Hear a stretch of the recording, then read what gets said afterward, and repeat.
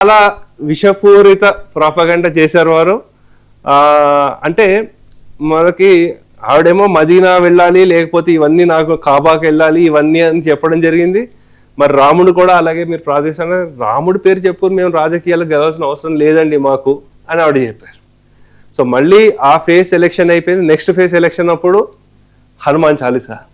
అంటే ఎంత opportunistic politics అనేది మనం చూడాలండి ఇక్కడ. సో ఇటువంటి ఆపర్చునిటిక్ పాలిటిక్స్లో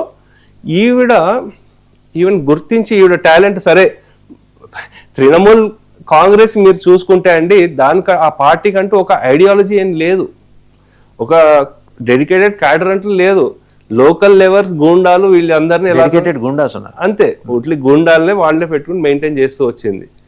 మీరు ఇంకోటి అబ్జర్వ్ చేయండి, తృణమూల్ కాంగ్రెస్ ఎందుకంటే దీనికంటే చాలా ఘోరంగా తమిళనాడులో ఏఐడిఎంకే డిఎంకే కూడా ఓడిపోయాయి. 1991లో 2 సీట్లు డిఎంకేకి వచ్చింది.